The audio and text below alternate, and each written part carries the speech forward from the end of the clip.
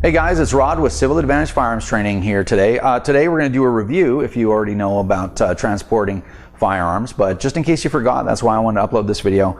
Quick review of the legal ways to transport non-restricted and restricted firearms. So first, let's do the easy one, which is non-restricted. It couldn't be easier. Take your non-restricted firearm, unload it, and place it inside the vehicle. So that's it. No secure locking device is required on a non-restricted. If you want to exceed the law, as I always say, big advocate of exceeding the law if it makes sense. Totally makes sense. Even though I'm not required to have a secure locking device on the firearm, if I put it in the trunk of my car, someone breaks into my car, they may have ammunition and the firearm ready to go. How often does that happen? I don't know that it ever has, but nonetheless, there's the potential and we don't want that to happen. So unloaded, no secure locking device required. If you're driving a car, do yourself a favor and put the firearm in the trunk.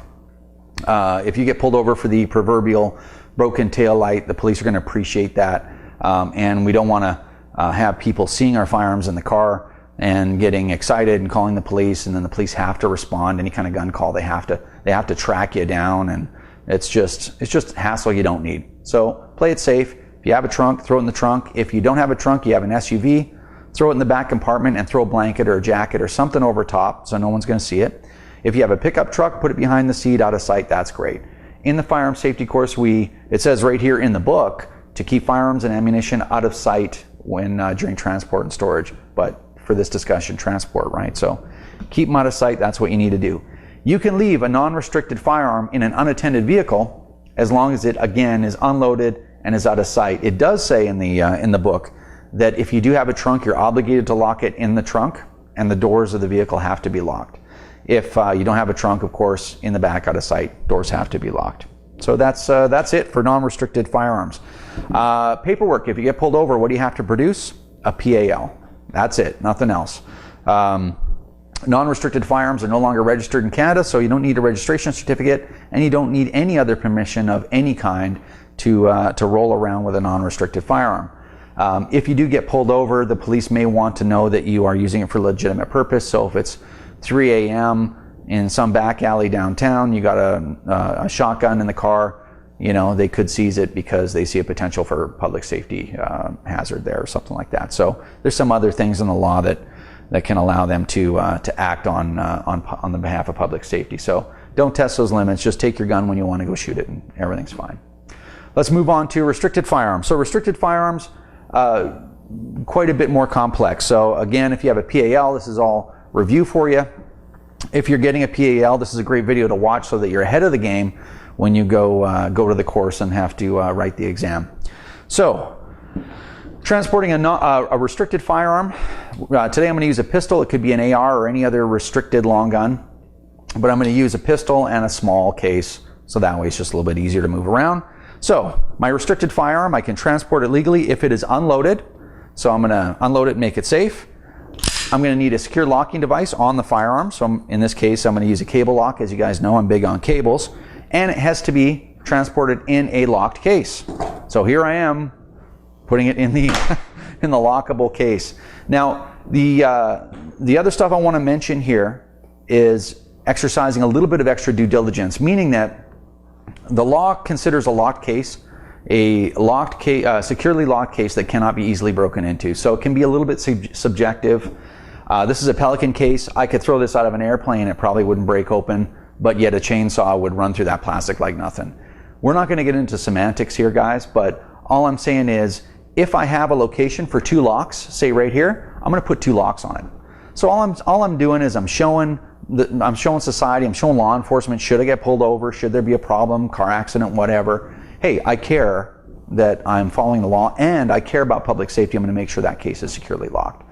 So again, hey, do what you want. You can read the legislation for yourself, but I would put, if there's locations for 2 locks, I put 2 locks. Like when I carry a restricted rifle, I have a long rifle case, and you know what? It's not that great of a quality of a case, but there's a location for 3 locks on it. I put 3 locks on it. So anyway, just a little anecdotal information for you. Now, it's unloaded, secure locking device in a locked box. Ammunition in the box is okay. So just remember that, because you may have an argument on your hands sometime with somebody because there's a lot of rumor type lawyering going around. I just discovered something just today when I was talking to the Firearm Center about ATTs, which I'm going to pass on to you on the next video. Anyway, ammunition in the box is okay as long as it's not in the gun. If it was in the gun, even a loaded magazine was in the gun, even if there wasn't a round chambered, legally loaded. Can't do that. So paperwork, that's the most important thing now, especially with the way that our laws are written. Paperwork is the most important thing almost, right? First, I'm going to need a PAL, a restricted PAL. Second, I'm going to need a registration certificate for the firearm. If I borrow a restricted firearm from someone, that's fine, but they have to lend me the registration certificate with it. Photocopies are okay. It doesn't have to be an original as long as I've got one. And the third piece of documentation I need is an authorization to transport. So an authorization to transport is basically reference to me as a person, to my license. It covers all restricted firearms, whether I own them or not, and typically it authorizes me to transport my restricted firearm from my home or the place of registration to a approved gun range anywhere in my region. For my region, it's British Columbia and the Yukon. And it covers me from my home to any border crossing, and it covers me from my home to a licensed gunsmith. So that's where I'm allowed to be rolling around with my restricted firearm. And of course, again, should I get pulled over with the broken taillight or a car accident or whatever, you know, I'm going to have to be on my way somewhere. We're not supposed to be cruising around with our restricted firearms all the time. That's why we have authorizations to transport. More information for authorizations to transport I'll do in the next video, but that's it. So that's how you transport non-restricted and restricted firearms. So if you have any questions or comments, please place them below. If you want to follow us on Twitter, you can do that at CivilAdvantage1. Or you can find us on the web at www.civiladvantage.com. Thanks, and we'll see you next time.